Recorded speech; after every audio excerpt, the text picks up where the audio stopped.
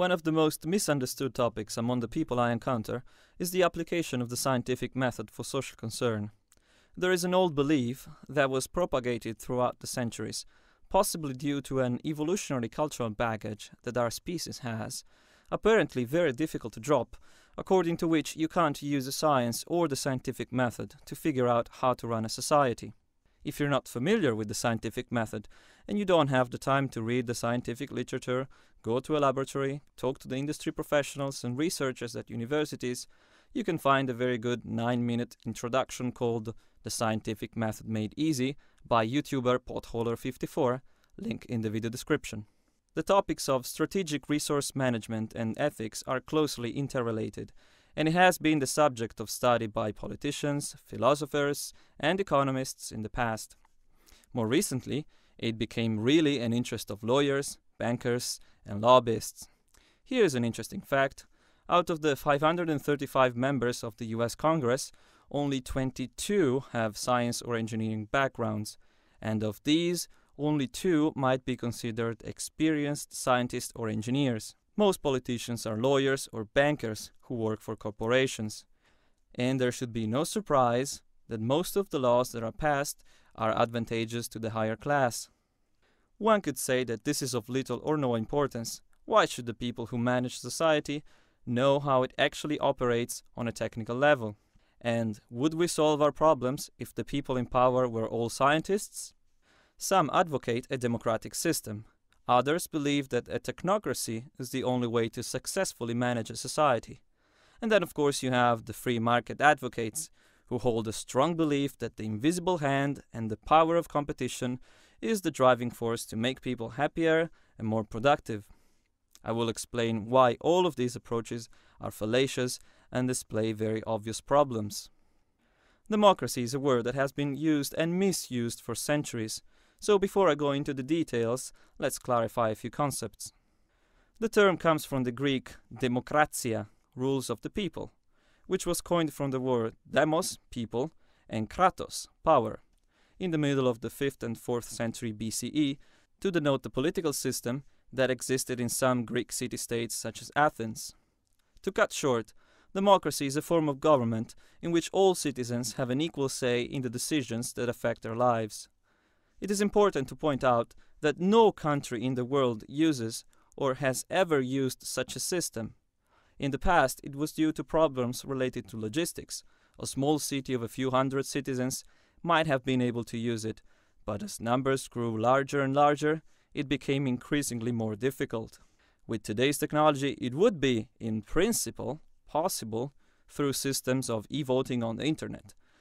But when one looks at the matter more deeply, serious problems arise.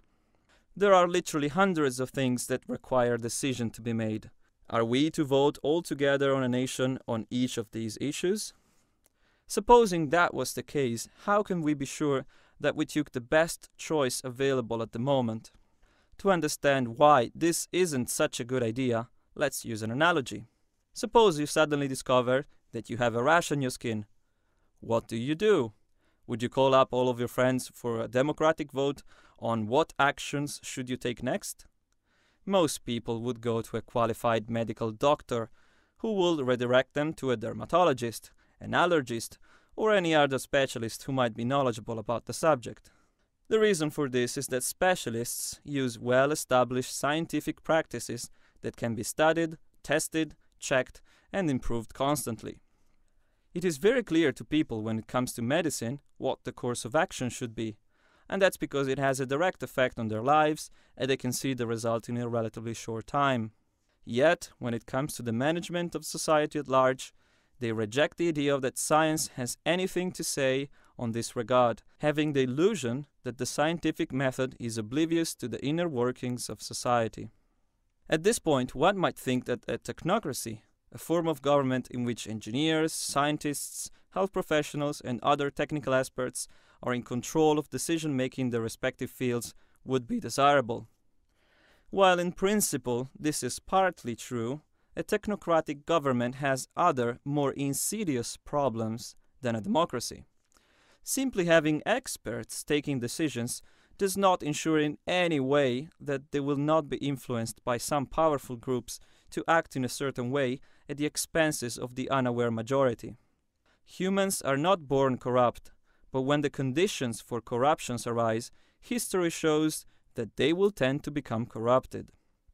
In the end, a ruling elite that makes all the decisions has no obligation to take into account the needs of all the people, and has no interest in sharing this body of knowledge with the rest of society. An institution composed of a small minority, self-sustaining and self-perpetuating. Social systems up until now have largely been based on ideologies and then imposed on the population with pretty much disastrous results. The rules were fairly simple. If you obeyed and agreed with the current ideology, you were okay. If not, you were likely to be imprisoned, killed, or in the best cases called a terrorist or a fanatic. The most commonly employed strategy for those who have power to keep their power is to maintain the population either ignorant, fearful, distracted, or a combination of those. A technocratic system in and of itself is no better than any other form of government if certain conditions do not precede the newly created system of governance. So, what exactly are these conditions? Number 1. No form of government should be put in place against the will of the people. Often I get asked, what would you do if most people don't want to participate in this system, or if they don't like it? This is a non-existing problem, since the new system will only be used if it becomes emergent from the zeitgeist of society, the general cultural trend that underlies the basic values at a given time. If the values don't change, then nothing will happen. Billions of people will continue to starve and have their access to the necessities of life refused, while the richest 1% keeps accumulating more and more wealth. Or, in other words, business as usual. Number 2. Everybody should get free access to relevant education. The only way to ensure that a small elite does not take advantage of the situation is for all to be scientifically literate. This does not mean that everybody should be a scientist, but rather that everybody should be able to understand how the processes of decision-making work, and they should be given all the tools to be able to give a contribution if they want to. The more people tracking and cross-checking each other's activities, the more likely you are to have a fair and balanced social system. The more people are ignorant to the inner workings of society, the more likely you end up with a corrupt aristocracy. Most rational people would agree that if such conditions apply, then the fear of a ruling elite or an institution imposing a way of living is nonsensical. But the internet is also a house of all sorts of misconceptions, twisted words, and meaningless projections, as we will see. Of all the false dichotomies that people are enslaved to, this has to be one of my favorites. There is no scientific theory of whether you should use nuclear power or solar panels. You are comparing science with politics and morality, and that's absurd. Science and the scientific method does not tell you which option to choose. Of course, science will tell you which option to choose from according to the data provided and your initial intentions. If you don't know how the process works, I will attempt to explain it for you in very simple terms. You start by asking yourself, what is the desired result? That is, what is your end goal and which conditions need to be satisfied to reach it? Yes, you do have to start from somewhere, and that's what we call the basic values of a society, something that we all have to agree on that is beneficial for us. Generally speaking, you want to maximize the well-being of everybody, and that needs to be adapted according to the situation. For example, the Zeitgeist movement is a sustainability advocacy organization and recognizes that all countries must disarm and learn to share resources and ideas if we expect to survive in the long run. Hence, the solutions arrived at and promoted are in the interest to help everyone on the planet, not a selected group.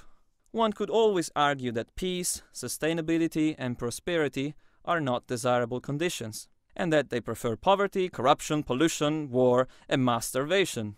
If you do, I don't know what you're talking about. Let's go back to our example. In this particular case, the desired result is to produce the maximum amount of energy in the most sustainable, efficient, and responsible way possible. Now, let's compare the two approaches that are at stake, the scientific method and the current socio-political system. This method is fairly straightforward and simple to describe, but for some reason very hard for the general public to understand. First, you collect all the data available: studies, peer review papers, projections, analysis of currently working technologies, anything that you can find. Of course, it has to be reliable and as objective as possible. It is utterly futile to pretend that you can achieve absolute objectivity. Errors may always creep in. That is why we use the process of peer review and large samples. Next, you simulate all the possible scenarios according to the data available. What are the environmental impacts of extraction, production, usage, and disposal of a particular technology? What are the raw costs of productions in terms of energy, materials? What is the availability of each energy source over time, and so on? The end result will be a list of desired values and coefficients, which will tell you what particular technology you want to use. It may be that for a particular geographical area, one will be favored over another, due to the topology of the place, the involvement of the local communities, and many other factors.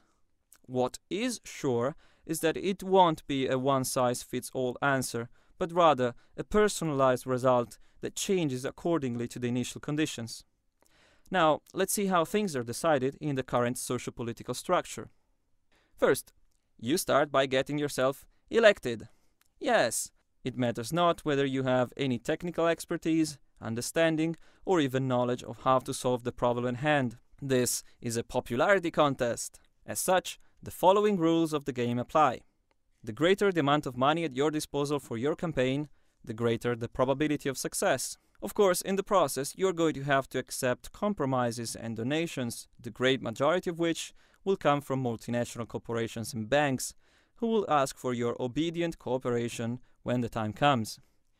You gather up a group of scientists and technicians for a report on a particular topic, of which you have no technical understanding and cannot evaluate the validity of the results provided. Most of these scientists and specialists are inside men and women from corporations, who financed your very political campaign and who act on the direct interests of their stockholders, not to the solid scientific evidence in the interest of all the people and of the planet. In the end, what matters most is that the expected profits from banks and corporations are stable and solid. The stockholders will generously repay you for your efforts, while a media campaign paid by your investors will secure you a sure victory on the next election. The reality is that the current infinite economic growth paradigm is not only mathematically unsustainable, but it is ecologically detrimental. While people can debate the theoretical nature of capitalism and how it's supposed to function, one thing is historically clear. It perpetuates and requires constant growth and consumption. The entire basis of the market system is not the intelligent management of our mostly finite resources on the planet, but rather the perpetual extraction and consumption of them for the sake of profit and economic growth. There are of course other issues that need to be addressed. With this video, I merely wanted to show the basic reasoning behind the use of the scientific method for social concern. In the next videos, I shall go into the details and I will try to resolve some of the doubts that might emerge. Please keep in mind a few facts. This, like science, is an emergent process. Mistakes can always happen, and as they do, they will be corrected and the theory will be upgraded. This is not a search for perfection. Understanding science means understanding that perfect systems, when talking about the natural world, are an oxymoron. All we can do is to strive for a better theory, which can be tested and changed accordingly. This is why the word proof is relegated to the field of mathematics and logic. In science we have theories, models that are consistent with the body of observational knowledge available. I am a human being, and as such, I can be wrong, oh yes. For that reason, I am open for discussion and clarification of any of the points I make. It may be that I miss something, misinterpret some data, have a logical fallacy here and there in the reasoning or anything else. So if you do see any of these things occurring, please point them out in a coherent argument that I can check and verify. No, this does not count as a coherent argument. Let's see if I can find something else. No, that's not that either. If this is such a hard thing to grasp, I will make a video on what a cult is, so that you might stop embarrassing yourself in the future by showing your lack of understanding of what the word cult means and how it should be used. In the meantime, I invite everybody to post their comments and preferably the video responses in a concise and clear manner. Hopefully we can get a genuine discussion started. Until next time, peace.